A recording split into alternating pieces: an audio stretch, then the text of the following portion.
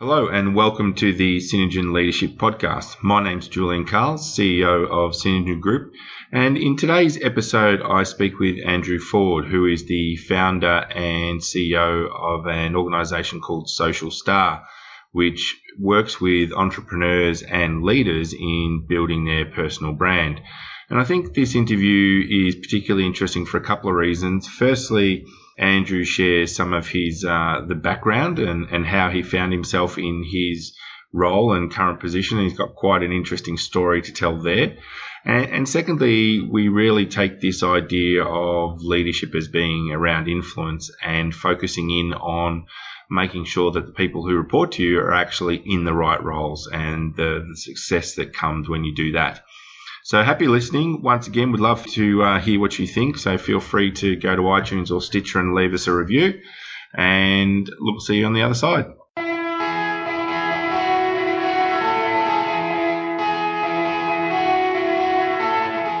Welcome to the Synergen Leadership Podcast with Julian.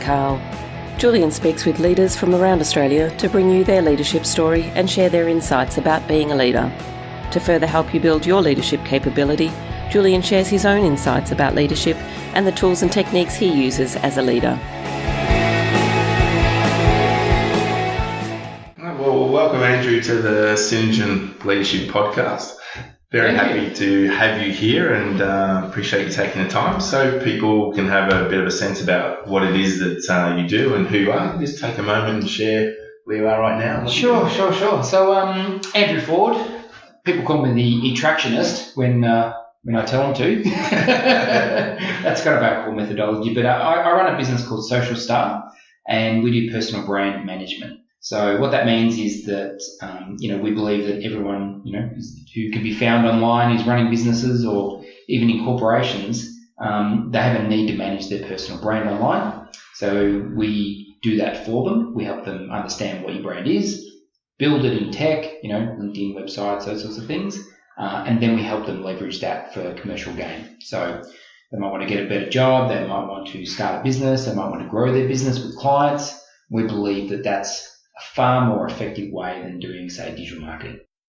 Got an interesting fact about Social Star that people might not know. Not really, no. No, yes, we do. Of course we do. So Social Star actually started from, I did 2 years part-time before I went full-time. So a side hustle. Side hustle, yeah. People think I just went out and suddenly started this business. But the side hustle happened, and I was running an event for Census, and this was my ridiculously good corporate job at the time when I used to get to run parties. And I ran parties because we were in the early stages of social media. We were doing social media events, basically to promote one of our products. So there's all these celebrities in this hotel in Prahran. We're in the penthouse launching a DJ. Kid you not, this was my life back then. And one of the celebrities at the time came and said, Andrew, you know about all this digital stuff. You Google my name and all this bad stuff comes up. And I'm like, oh, like what? So we look at it and it's like, picture of him drunk in the gutter, how my dad left his job because, I was a fuck up and, all these sorts of things. So he's like, what can you do about it? And I said, look, you can't remove the Herald Sun news stories because they're stuck in SEO. They're not going to remove them. However, if you are smart with the way you do your own personal marketing, you can add stuff to the top of the bucket and push that down to page 2 where they hide the dead bodies. And we went about and did that process of firstly understanding what he wanted to be known for. It's got to be credible. We can't just make up stuff. It's got to be real. But he was actually a really, great guy. He had depression. He was doing all these amazing businesses and working with Beyond Blue, but no one knew it. Just wasn't telling anyone. So it's all fantastic to have all this great content, but if no one actually knows, then it's not real to those people. And that sets your brand perception. So we spent a whole bunch of time. A couple of years later, you look at his profile and he's an entrepreneur and he gives back to community and he's successful. But it took a while to reframe that. But it really made me think, wow, there's this need now because he can be found. It was 10 years ago, right? And then people just kept asking me for advice. People heard about it, got referrals. So in 18 months that we went, I was just with a mate of mine from work, I reckon we made about 80 grand, worked with celebrities and famous people mainly, because it was cool and fun. It wasn't really a business. It was just a sort of side hack, and it was, it was great. And that was the start of it. That was the start, yeah. Okay. Well, I'd like to take you all the way back to your very first leadership role. You're able to give the listeners a bit of context around what that was. Yeah, does it have to be business related, or can I put it into a sporting context? Go to sport. Great. I'm happy with sport. Because if you're going to go right back, I mean, the first time I really experienced leadership was when I did martial arts. So I'm a bit of a just suck it and see and go and give it a go. And I decided that I did martial arts in school, and then when I became an adult, I thought, I'm going to get back into it. So I just drove around and went to different places and walked in this dojo in West Heidelberg, which is a really rough area of Melbourne. Saw this guy with tats and he looked like a bikie, and I'm like, I want to sign up. Anyway, worked with him for a while and got into this style. And did it for many years, became a black belt, but then I was teaching. And I really found my passion was actually teaching more than doing. I love being a practitioner, but I just found the teaching so rewarding. And it was interesting because I was probably, 25 or something like that. Been doing martial arts for 5 years. And I outgrew the head instructor's class in 6 months. So my class was bigger than anybody's class. And people just gravitated to my style, and I had lots of kids and I had their parents, like I had all age groups, and I loved it. And I think that this is the thing, is that the leadership that I had was because of my passion. I believed in what we did. I really enjoyed the process of working with the people, and I looked at the results. So I actually was at university at the same time studying part-time, and I actually did a research project where I surveyed the parents about their children's behaviour and school grades before or after doing martial arts. So how long were we doing martial arts and what was the impact on their kids' results? And it was remarkable, the changes in these kids, because we were in like the northern suburbs during the rough years, and there was this overwhelming positive response to the discipline, to the physical activity and the behavioural things. And I went, wow, that to me is personal leadership. That's helping people to be better is kind of what it's all about. And I've tried to bring that in my business career as I've led people. And do you think that those kids responded that way because you took them away from the textbooks and you gave them something they could focus in on, something they were actually interested in doing? I think it was a couple of things. The main things that came out of it for me was, and the main, we didn't have any big tough kids. Big tough kids don't do martial arts.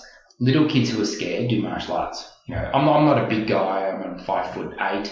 I'm fairly stocky, and I could fight. But I when the kids started to become 6'5" and full taller than me, I'm like, shit, I've got to learn how to fight, because not just me, but I've got to defend people.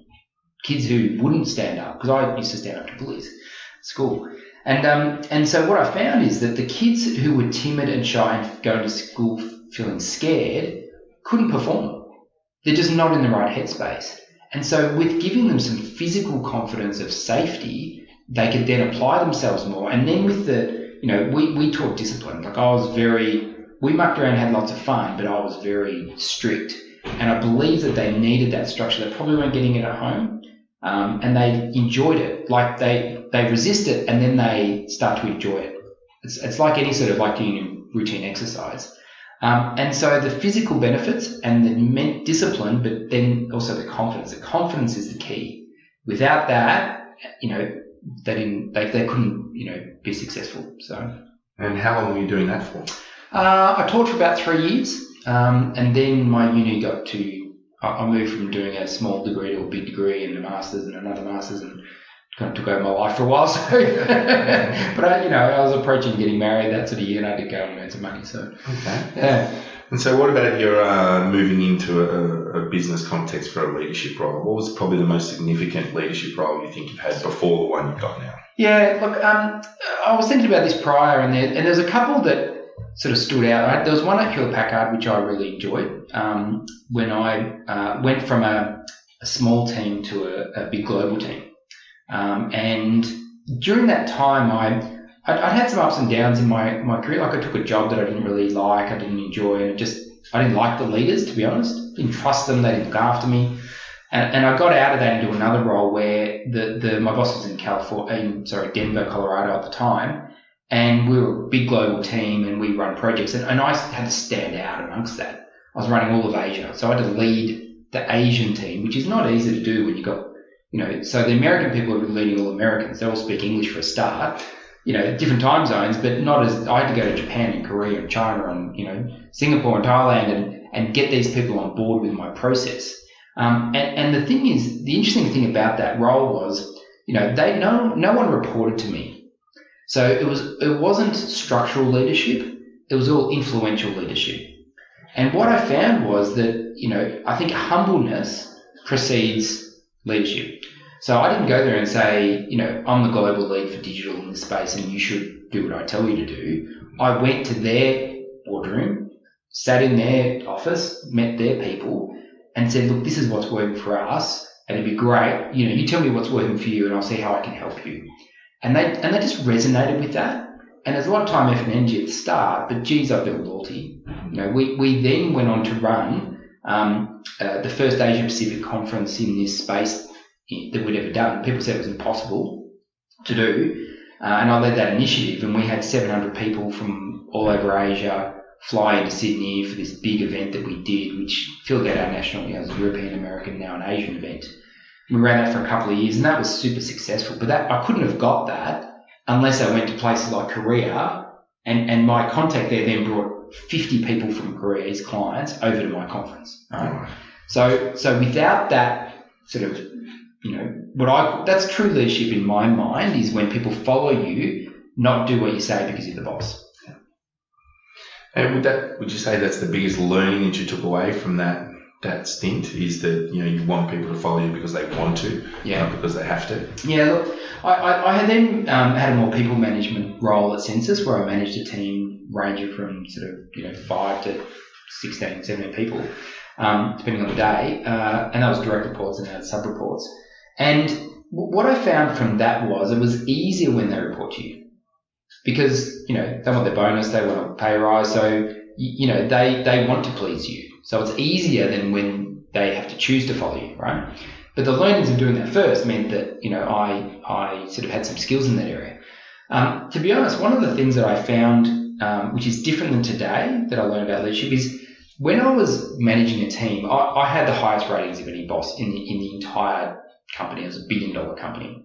And I had a small team. My sort of net promoter scores for management or whatever were far superior to anyone else. But that people might say, oh, therefore I was a great leader. But what I did was I actually took advantage of the system. So I made sure my employees were the most looked after. And you know what I mean? Yeah. So I gave them the funnest work. Like we did these parties and those sorts of things because I could. And they produced results, but I could have done a boring campaign or I could have done an interesting campaign, right? So they loved working for me, but, I had all the resources in the world. And that's, it kind of cheats the numbers in a way. I mean, then again, so did every other manager in the place, and they didn't. But I had a belief that, people, if you look after them, will look after you. And I had one example of a guy I just want to tell you about it because it was an extraordinary result. So his name's David. So if you listen to Trigard, this is about you. So he came to me. He was reporting to someone reporting to me. And then that person got retrenched. So therefore, he was now reporting to me. And at the time, he was just about to be exited out of the business. Wow. His performance was poor. He was unengaged and not producing a result. And I just said to him, why? What's going on? And he goes, the boss who's now left wouldn't let me do anything. Micromanaged me. I was doing boring stuff. I couldn't really show. And so I became disengaged. And, these stakeholders were hassling me and I didn't know what to do. He was only like 24. And I said, well, what do you want to do? And he goes, well, I'm really interested in digital. I really want to do tech. And I go, okay. And so I figured out his personality style is what he loved to do. And I just got him to do it because we were in the tech team. We were doing digital. And in 2 years, he was my best performing employee. He was winning awards. He was my go-to man for everything because he put his hand up to volunteer for anything in that space. Tireless worker, and I started Social Start with him. Him and I came up with the ideas, right? And started this business while we were at Census. Launched a beer app, did a whole bunch of cool stuff just for fun. And And he was just he's a remarkable guy. And now he was like doing crazy digital stuff at iSelect, and now he's working for a big international bank and head of some of the digital department. The guy's an absolute superstar. But back then, in the wrong position, with no one listening to him, being smothered, failure. I reckon with just 90% of people, I don't know if it's more, if you just listen to them and unlock their potential, then they can flourish. And I just see that's what leadership is. It's not, I didn't do anything that remarkable. I just listened to him and put him in the right spot. And I had to exit some people who weren't performing, and they went to other businesses, and then they flourished because they just were in the wrong spot. And I go, that's the chess, moving piece of, and that's what I think leadership is. It's understanding people and just helping them to get where they want to go. And they'll give you the rewards. So what do you think about that? Do you agree? Absolutely. Absolutely. If you have someone who's in the wrong role, doesn't matter how good a leader you are, they're not going to perform. And they could be great, but they're just doing the wrong thing. Yeah. So how long were you doing that? I was at Census for about over 4 years. Okay. And we were leading the digital transformation of Census. So they were Yellow Pages, and I was creating all the digital products. That's so now. The websites, the SEO, SEM, we did the maps, which, is actually still behind Apple and Google Maps. We had, and it was interesting, I had Uber Street directories, I had Where Is Maps, I had, a Deal of the Day website, I had, I worked on Voice Call 1234, which was a green sock puppet. My marketing budget at the end was $10 million. We were doing TVCs, billboards, radio, print, and digital, and that was when digital started. I actually ran a digital agency within Census that managed AFL, NRL, V8 supercars, and all the Telstra assets. So I had 10 divisions. It was crazy, but it was so much fun, right? Yeah. It was awesome. But you only get those, I was in the right place at the right time, and because I had the right skills, then I just got poached everywhere. I was in demand. Do you miss having that type of budget and doing all that stuff because you're in a small business? Yeah, that is the only rub I think for me is that, I don't actually miss it, but I like playing a big game. I like trying to influence lots of people and work on a big stage, and and that's why I do a podcast and I've written a book, and that's why I like working with some big clients. But the thing is for me, that's all exciting and interesting, but it's not as meaningful as changing one person's life.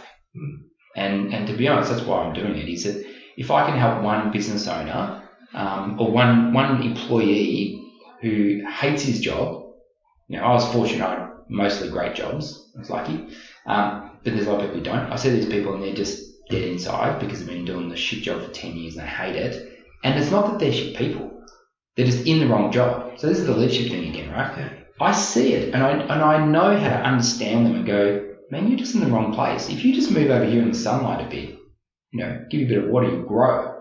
And what I do is I either get them into a different job or I get them into their own business. And you should see the change.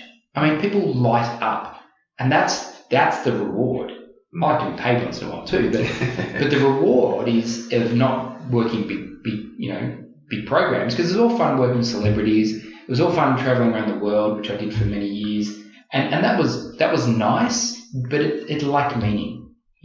I can imagine these like movie stars and whatever when they get famous and they go, oh, it's amazing, and they go, but it's not nurturing like having a family. Yeah. It's just not. And I think that most people at the end of their career, or when they've reached certain heights, go back to the Maslow hierarchy of needs and go to self-actualization. What is the purpose? What's the meaning? And just want to help people. And then how do you help people? Well, I'm a business guy, I'm in marketing, and digital personal branding was the natural fit for me. And I love it, and it's rewarding. I got a text message on Sunday morning from a client who just had this massive opportunity. He goes, I wouldn't have got it without you. And I'm like, man, that's what it's about. That's great.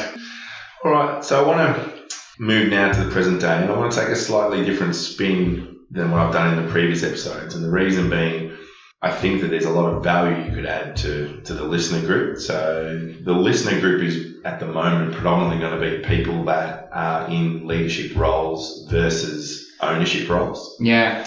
And one of the things that I often talk to them about in the programs that I run is this idea of personal brand, and you've got one whether you like it or not. You might as well try to be in control of it. 100%. So listen to my podcast. Yeah. So what can you share? Where would you suggest these leaders start? Some of them might be at frontline level, some of them might be middle managers. Yeah. But I've always encouraged them to, not let their level of ambition be hit a ceiling. So if they want to take control of it, or they want to reach out to you, where do you take them? Yeah, cool. This is what Social Start does is personal brand management. And where I start, and I'll give you just a 2-minute synopsis of my background so you understand the context of how we're different. So there's a lot of people in personal branding, and they all do slightly different things. Some people tell you what clothes to wear. Some people just tell you how to do LinkedIn to get leads.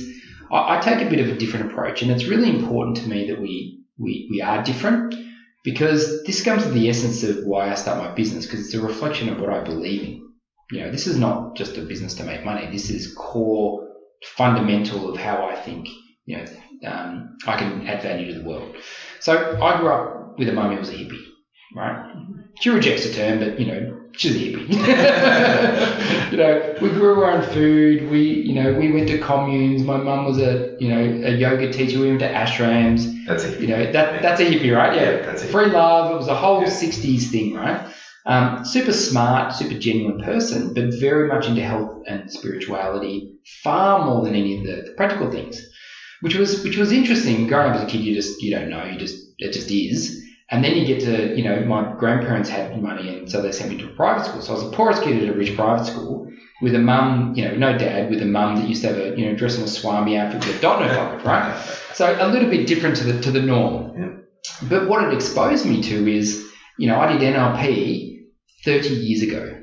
Richard Bandler started it. I did it with the people who learned from him. Wow. I did, accelerated learning back then. I did, we talked about metaphysics at the dinner table. We were doing like all that stuff that people are doing now, and I did it when I was a kid, right? So I was kind of fortunate to have this upbringing. And I was exposed to a whole bunch of different teachings and just a very, very different way of thinking. But I rejected that, as you do when you're a teenager, and you go, Mum, I just want to eat white bread and make money and wear a suit, and so I went and, did 3 degrees and an MBA and a Master's of Entrepreneurship, and got a big corporate job at Hewlett Packard, and flew around the world and bought a house with literally a white picket fence, and had my 2.4 children.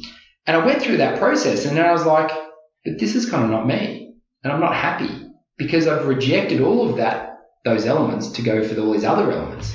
And then I went, shit, well, what's it about? Got my first tattoo, bang. And realized that, I'm somewhere in the middle. I'm a balance of all these things. And so what I do with people is I want to help them understand themselves first. Leadership is not an external thing, it's an internal thing. And you have to understand what your leadership position is. One of my favorite leaders is Abraham Lincoln, right? Decide where you're going to plant your feet and then stand firm, right? I help people to decide where to stand. So if you're going to be a leader, what's your position? What do you believe in? What are you leading about, right? Leaders are not wishy-washy. That's what leadership is. I believe in this and I don't believe in that, and we're going this way and we're not going that way. It's that certainty, right? Certainty sells. Certainty is what followers follow. So I get them through that. I take them through a refined process using 4 different, it's all on my, Social State University in the process, 4 steps to understand themselves, and then, and only then, can we go and build a profile around that. And what I find is that most people who do what I do miss that step. And so they just go to the leader and go, what do you want to talk about? And they'll go, this, and this. And I'll go, yeah, okay, whatever. And I'll go, no. Unless I believe it and I fully feel that this is really their true calling or their true story, I won't build the profile. Because it's not just marketing. This is going to be their brand forever, or their business career. So we do that really well. Then we go and we build their process. And, I was a digital marketer for 15 years. I know every trick. So we did personal SEO and get them on the front page of Google. We made their LinkedIn profile rock. We helped them with all the other social media channels. I used to have 100,000 people on Twitter and blah, blah, blah. And so we do all the digital bits that people do. Take your photo, but we do it in a particular way. And we don't do it so that people can be found for their product. Now, we talked a little bit about before that you want to be found for leadership, and I go, that's so competitive. There must be gazillions of people under that. Absolutely. I want you to be found for you. I want people to seek out you and get referrals for you because you have a remarkable story. What you're sharing is very different. And only by being different, specific and unique, which is part one, can you stand out online, because it's just too noisy. People can always outspend you or out SEO you, and it's just a fight to the bottom. And I believe that if we make you remarkable, like an Elon Musk, who is just completely unique, then that is what people seek, and therefore you will be, you get referrals, which is a far cheaper, easier way to actually run a business.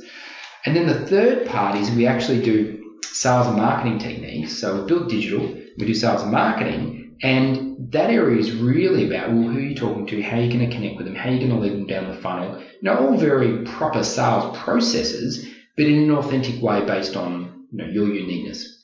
And this is just this is my life. I started off a hippie, and then I went, did digital marketing, and then I was a salesperson for a long time. And I go, put them all together, because in corporate, you have 3 divisions to do all this stuff, or many, when you're running your own business by yourself, you've got to do all of it. And people don't know how to do it. So I take them through that process, and they get the outcome. They don't have to understand every bit in depth. They just get to run it. They don't have to learn how to build the car. They just have to drive it there. Yeah. And so would that apply to the frontline leader who is working somewhere? Absolutely. And has decided that they want to play a higher game. Yeah. They want to climb that corporate ladder. I deal with heaps of leaders, heaps in companies. I just dealt with the CEO of an AFL club. I'm dealing with a sales leader from one of the biggest IT companies, and flies around the world. I deal with lots of internal leaders, and there is no difference between an internal leader and an external leader in terms of communication and the process, because if you want to stand out as a leader, you've got to have followers. You've got to lead, and you can't just rely on physical networking anymore. It's just too slow, and it's too arduous. So there's only so many coffees you can have. I mean, when I grew, when I was at Hewlett Packard, in 6 years, I went from a salesperson in Melbourne selling toner cartridges to being the global Asia Pacific lead for digital, and I did that because people found out what I did, and they found out because I shared it online, and I had a persona, right? I had a public brand. I was the go-to guy for this, and that's within the company, right? And so people within companies, if you want to stand out as a leader, and there'll be lots of leads and managers there, then you've got to start creating that persona. But it can't be like everyone else, because if it's like everyone else, it's boring, right? You've got to craft out what is your uniqueness. And it is a little bit of some people are not going to like it. But isn't that what leadership is, right? Yeah. So that is just developing resilience, because if you're going to be a CEO, you're not going to be popular all the time. No. It's not about love. We want appreciation for doing a good job, but we've got to push. We've got to lead, and we've got to make hard choices, and we have to, make a call sometimes. It's unpopular in the short term. Generally, in the long term, people understand. So that's my version of doing it, and I work with probably half people who are inside companies, and then half, people outside companies. Do you come across tall poppy syndrome at all? People having that fear that, oh, geez, if I jazz up my LinkedIn profile and I start, putting out anything that they're, It's the number one question I get. It's the number one. I teach at RMIT in the MBA course, right? So every MBA that goes through RMIT goes through my process, or has a lecture from me about this. And that's, someone always asks me that. And I go, it's not about you. It's not about you, right? You are providing an opinion and providing information for the rest. It's about the idea, right? It's about the leadership angle. It's not about you yourself. You're just the vehicle for the information, right? You're shining the light on something else. And it's far better when you're shining the light back on your team or the company or the customer. And that's what we try and do. So even though that we are the person in the spotlight, it's not about us and our ego, right? It's about our ideas, but those are ideas that are there to help other people. So we deal with quite a few charities. And so when we've dealt with those people, the humblest people, are the leaders of charities, because it's really not about them. It is literally life or death for the people that they're serving, right? So them having a big ego is nothing to do with it. And they resist it the most. But when we show them that you are helping those people more by building your brand in the media, by writing a book, by doing a podcast, by mixing with people who are influential, they get it. Because they see the result for the community they're helping, right? True? Yeah. I mean, if you are a good leader and you want to help the people that are working for you, be more prominent. You're going to get more resources for your team. They're going to get more opportunities because you're doing a better job at leading. Yeah. Okay. What's the biggest leadership myth that you think exists at the moment? I think it's probably control. You just can't control things. People think that if you're the boss, you can make stuff happen, or that, but you're always reacting to the environment, and you're going to make poor decisions, right? But you've got to make poor decisions with certainty. You know what I mean? Like if you're gonna any decision is better than no decision. Yeah, if you're gonna fuck it up royally, right? It's like if you're in the army. You're gonna storm that hill. You can't go. Actually, maybe. What do you think? Do you think we should go over there? No, you're gonna storm the hill whether you think it's right or not, based on the information you've got. And it's interesting because my team that I have, I've got sort of 8 or so people, and sometimes when I talk with certainty, they go, oh, that's how it is. And I go, I just made up how it is. I just said it with certainty so you believe that it's real. But that's how everything is created, right? Everybody who has made a position about something, what's right or wrong? Is democracy right or is communism right? Well, it's just someone's opinion, really. Yeah. And they've said it with such certainty that you believe it, right?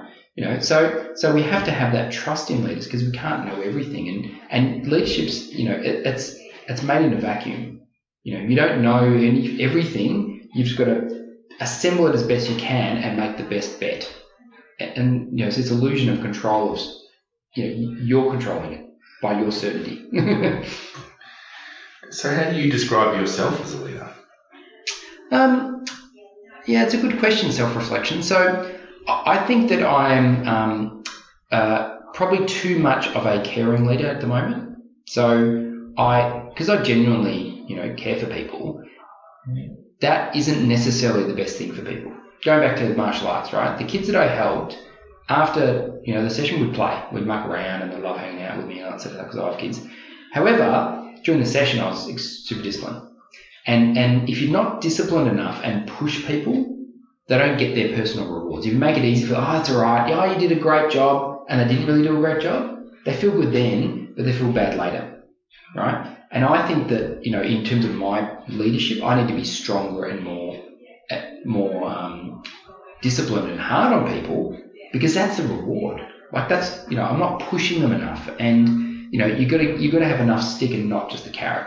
And I'm probably using too much of the carrot at the moment, whereas I need probably a bit more stick. So if you're an employee listening to my podcast, you know what's happening. Watch out. What do you think? What do you think your leadership rate is?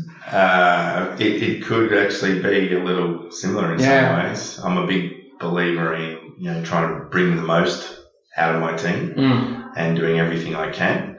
And I move at a very fast pace. And I think I need to sometimes remember that not everyone is either comfortable and moving at my pace or can actually move at my pace. Whereas I want things done now and I want answers now and I want it all yesterday. Yeah. That's because that's the way I think. I don't know if my team are necessarily, if it's fair to expect that from my team. I mean, I'm a bit the same. So I'm very caring, but I expect, a lot. And I've got a couple of principles that I use for our team, trying to build the team culture. So one of them is resourcefulness. So sometimes I'll just write resourcefulness in an email or a message when they're like, oh, how do you do this? And I'm like, resourcefulness. Did you look it up online? Did you try and figure it out yourself before you asked me? Because that is training them to figure it out for themselves. Because if they always have to ask me, then they're always going to have to ask me, right? Resilience is another one. So something bad happens, yep, you did a poor job.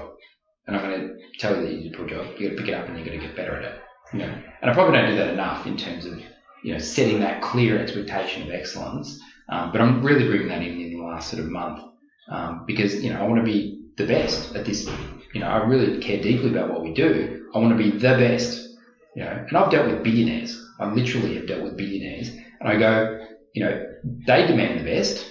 And I want to be up there doing that sort of work. I want to be advising presidents on their brand, because I feel like, we've got a really great system, and, to get where we want to go, we've all got to do a great job. Not just me. Everybody has to do a remarkable job. And I've got some talent, mate. I've got some huge talent in the team. I'm amazed why they come work for me. Because they could go work for a big company, right? Yeah. But they probably feel the same as I do, is that, here we're really making change, not just selling more services, which is what I used to do. Any particular methodologies, frameworks, models that you use from a leadership perspective? Look, I've done a lot of study. I mean, because I did an MBA and then I pivoted to a Master of Entrepreneurship. I mean, that was, 8-9 years of management study, part-time. And so I came across a lot. And, one of the things that I actually use regularly, apart from Maslow's hierarchy, which is what it is probably the team dynamics. So we went from 2 people to 8 people in the space of 2 months.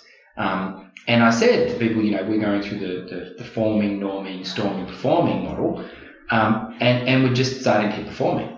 So recognize that we're going to have conflict, and this is a normal part of the process. The other one I use is, sort of iterative learning.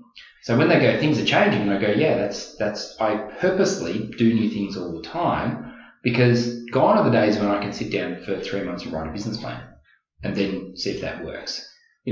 I come across an opportunity, I make a quick decision. Sounds like you do this. Yeah.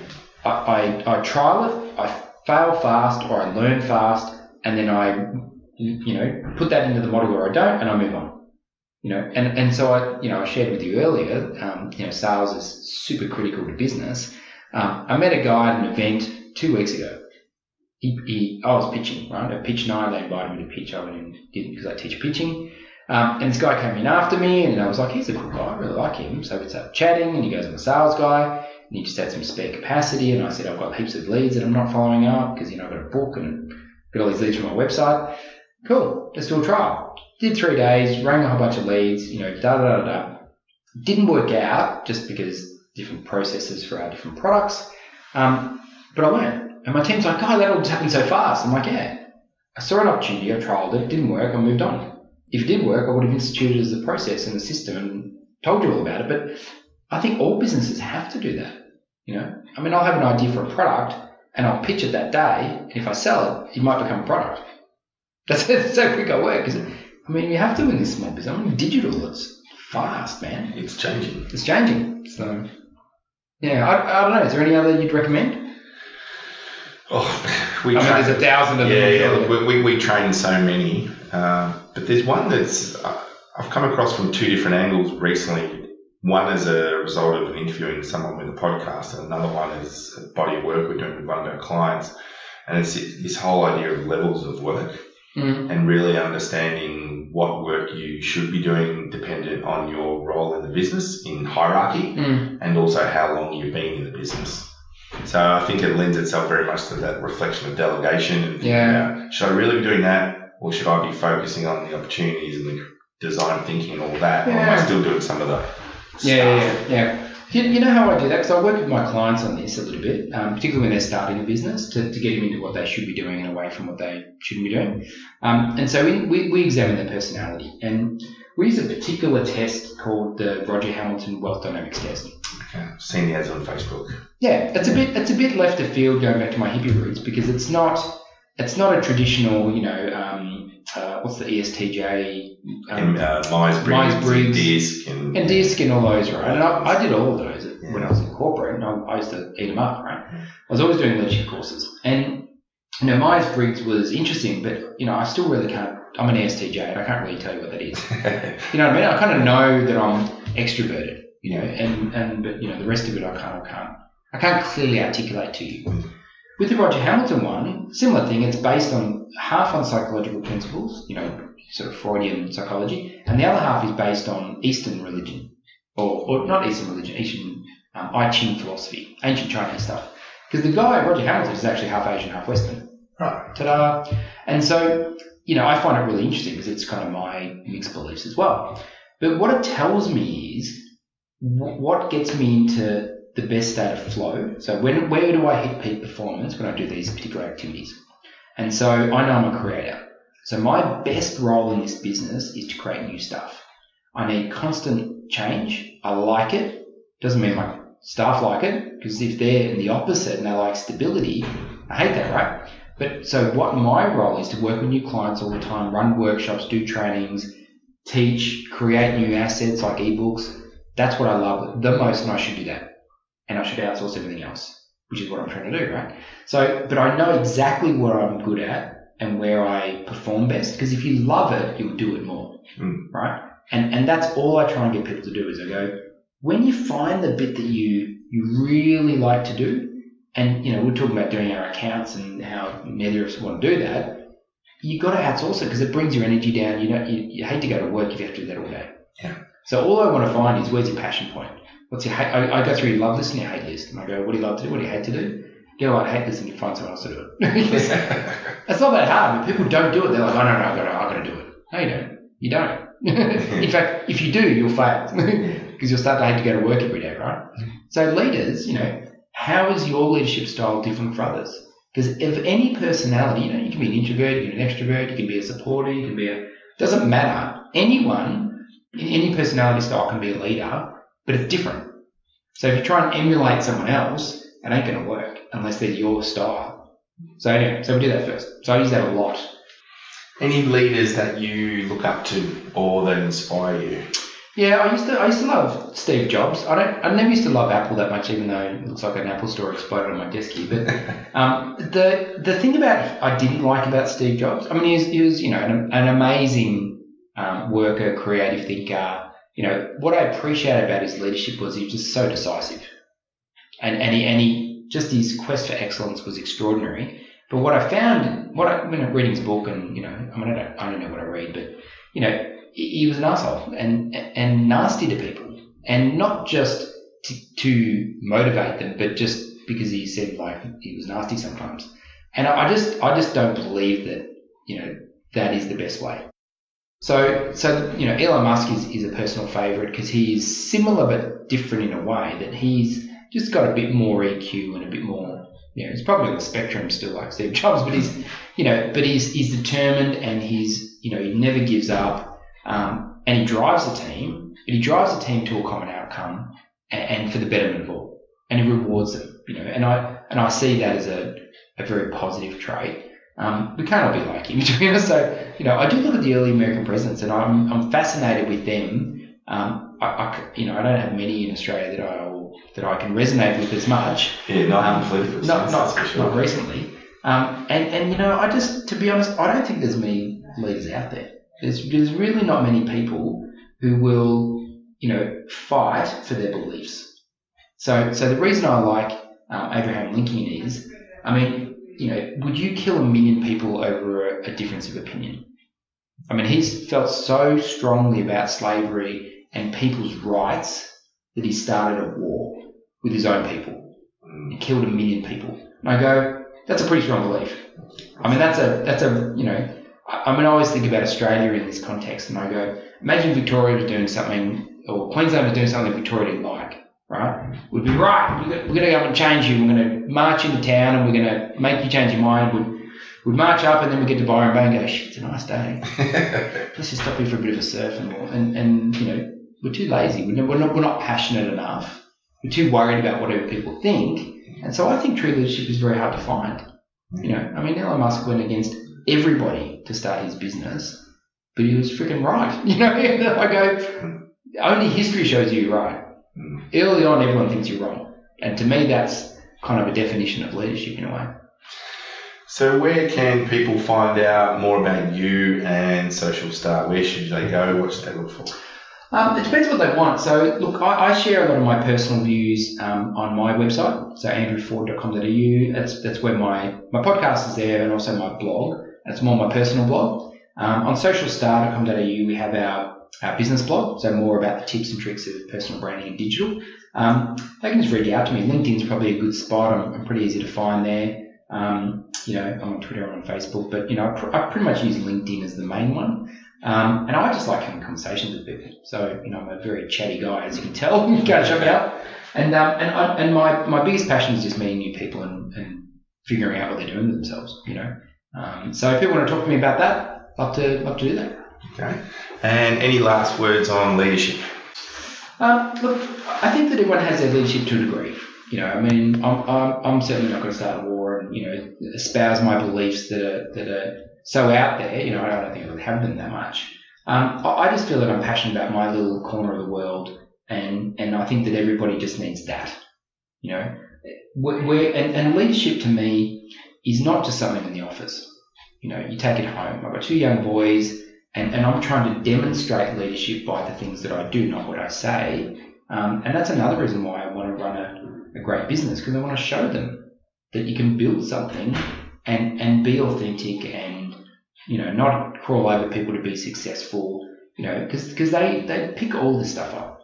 I mean, your kids pick it up, your friends pick it up, your family knows, it's the legacy you want to leave behind. So I just want to be remembered as someone who helped people be authentic and helped, and kind of made a stand for something, authentic kind of business owners is what I like. And that's what I think leadership is about. Well, thank you so much for being part of the podcast. All the best. Thanks for having me. Well, that wraps up another episode of the Synergen Leadership Podcast. I trust you found it interesting. A couple of things. If you could go online and leave a review of the podcast, that would be great. Really help us in spreading awareness of the podcast. Happy for you to connect with me on LinkedIn. I'm pretty easy to find. And if you want to shoot me through an email, julian@synergengroup.com.au. See you next time.